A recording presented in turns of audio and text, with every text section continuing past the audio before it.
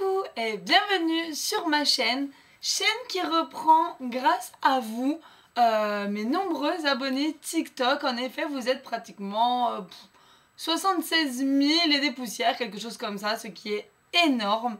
Et vous avez été extrêmement nombreux à me demander que je raconte mes histoires d'horreur sur YouTube et je suis tout à fait d'accord parce que ça me permettra de vous fournir un contenu qui sera beaucoup plus long et surtout beaucoup plus complet que ce que je peux à ce jour vous donner sur TikTok. Après de longues recherches, je me suis rendu compte qu'il y avait énormément de tueurs, tueuses en série, psychopathes qui ne sont à ce jour pas réellement connus et qui pourtant ont fait des choses atroces. Donc je me suis dit que ça pourrait être super cool de faire une petite série spéciale tueurs et tueuses en série. Et pour commencer, aujourd'hui nous allons parler d'une femme tueuse. C'est une femme qui a fait à ce jour 7 victimes connues. Peut-être qu'il y en a eu plus, ça nous ne le saurons jamais. Et cette femme a la particularité de ne tuer que des enfants ou nourrissons, vraiment des petits bébés. Je tiens bien évidemment à m'excuser d'avance si jamais la vidéo n'est pas parfaite. Forcément je suis pas de suite très à l'aise devant ma caméra. Ça va être des choses qui vont venir je pense avec le temps. Et pareil, j'ai des petites notes que je vais devoir un petit peu zioter de temps en temps parce que les noms sont compliqués, il y a beaucoup de dates, il y a beaucoup de choses. Enfin bref, je compte vraiment sur votre indulgence pour cette première vidéo. Et je m'améliorerai avec le temps, c'est promis. Sur ce, je vous souhaite un très bon visionnage et on se revoit à la fin. Bisous.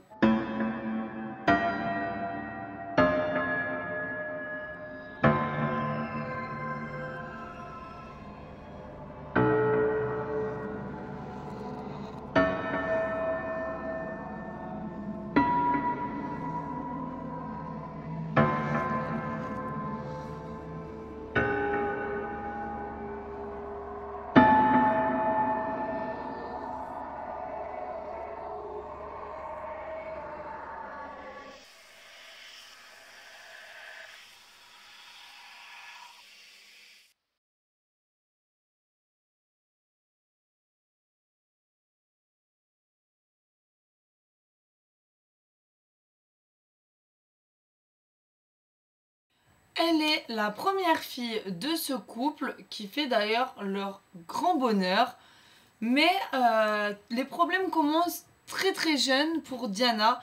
En effet, lorsqu'elle a 3 ans, elle est déjà déscolarisée officiellement pour des problèmes physiques, mais la véritable version serait qu'elle aurait un comportement extrêmement violent envers ses camarades de classe, ce qui fait qu'elle ne peut absolument pas rester au contact d'autres enfants.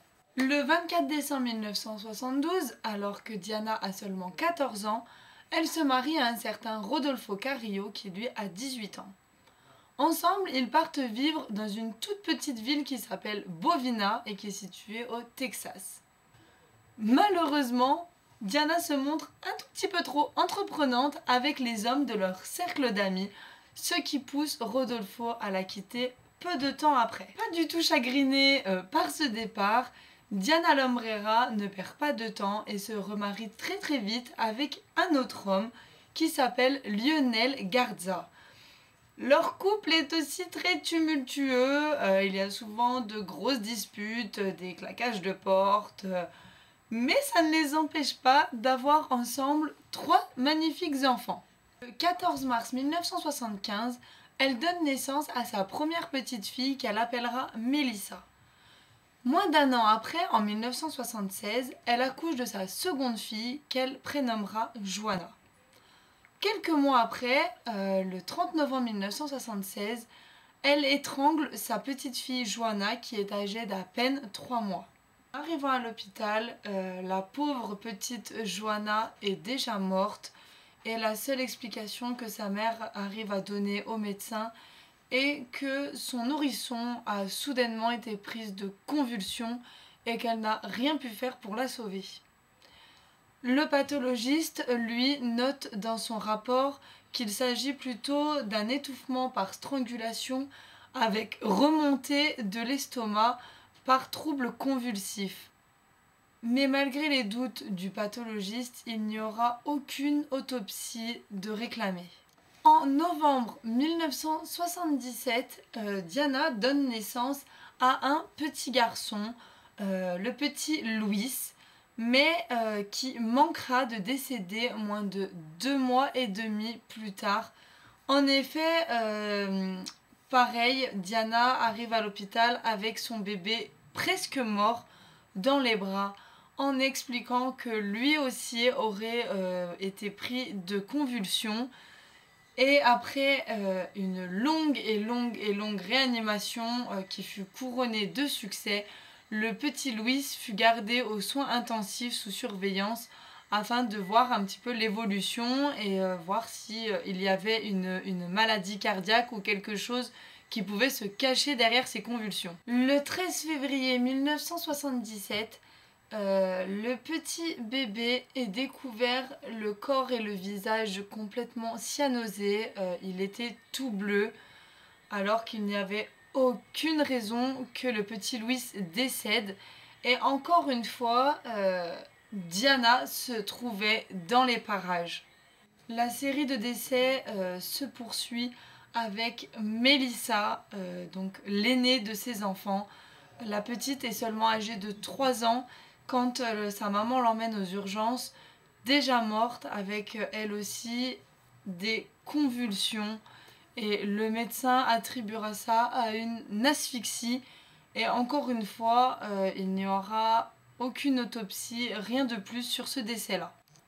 Mais Diana ne s'arrête pas là, car moins d'1 an après le décès de son fils, elle accouche d'une petite Melissa Ann Garza.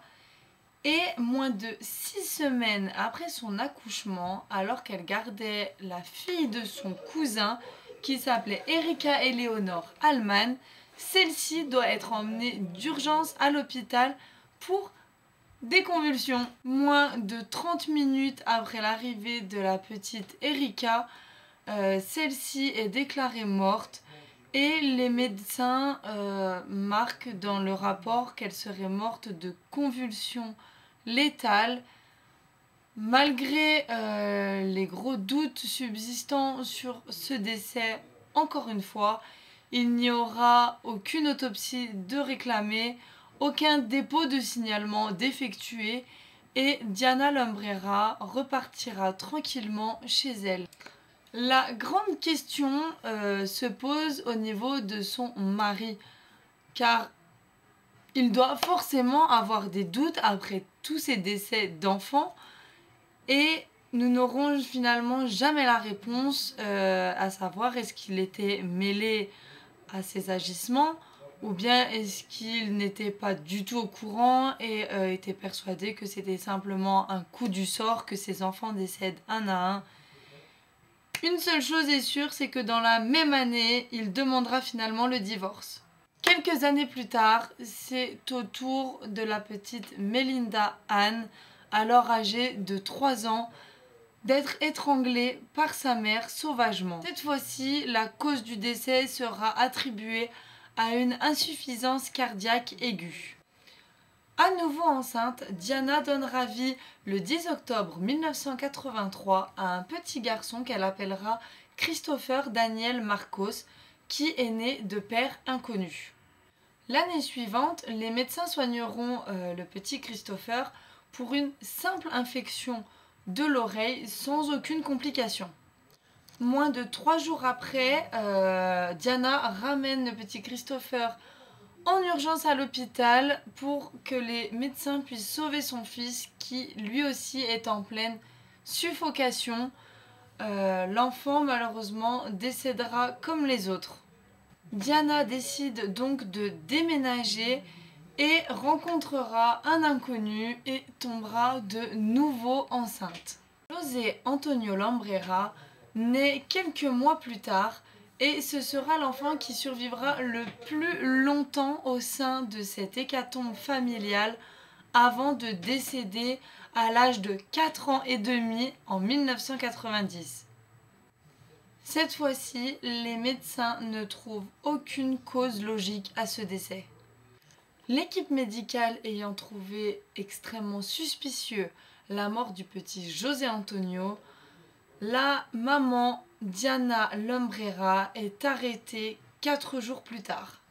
Une immense enquête est alors ordonnée et les enquêteurs se rendent compte que chaque enfant était assuré entre 3 000 et 5 000 $.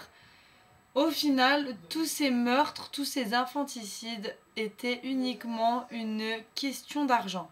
12 juin 1990, Diana est entendue au tribunal et le 3 octobre, elle est alors condamnée pour la mort de son fils José Antonio. La même année, l'enquête continue d'être menée sur les décès mystérieux de ses autres enfants. Le 23 avril 1991, elle est alors jugée coupable pour meurtre au premier degré sur ses enfants Melissa et Daniel. Elle est alors emprisonnée au Kansas. Le docteur William Eckert, quant à lui, témoigne en sa faveur en expliquant que les décès de ses enfants seraient dus à une infection virale massive. En effet, il explique au juge que les poumons, le cœur, le foie des enfants étaient tout à fait normaux à leur décès et que du coup ceci ne pouvait révéler aucune preuve de meurtre. Le procureur, quant à lui, lui répond que, étant donné qu'il n'y a eu aucune autopsie d'effectuer, lui-même n'a pas pu voir l'état de ses 10 organes et du coup il ne pouvait donc pas non plus assurer que c'était une mort accidentelle. En contrepartie des charges retenues contre elle et le fait qu'elle ait finalement accepté de plaider coupable, les accusations retenues contre elle concernant la mort de ses autres enfants sont abandonnées. Diana Lumbrera fut condamnée après moins d'1 heure de délibération des jurys et elle fut condamnée à une peine à perpétuité avec 15 ans de sûreté avant une possible libération conditionnelle. 12 ans plus tard, elle est transférée dans une prison au Texas. Donc rappelons-le, le Texas est l'endroit où elle a vu le jour, c'est son état d'origine et elle y est d'ailleurs toujours à l'heure d'aujourd'hui. À moins de 15 km de la prison se situe la petite ville de Bovina, ville où Diana est née et a grandi. Et au cimetière de Bovina sont enterrés les 6 enfants de Diana et sur chacune des tombes, Diana a quand même eu le culot de faire graver cette inscription. Chérie, tu nous manques. Voilà, j'espère que cette petite vidéo et première vidéo vous aura plu. Si jamais vous avez des idées d'histoire, des tueurs que vous aimez et que vous aimeriez que je fasse une vidéo un peu plus détaillée sur eux, n'hésitez pas à me le marquer dans la barre des commentaires. Ce sera avec grand plaisir de pouvoir satisfaire à vos demandes.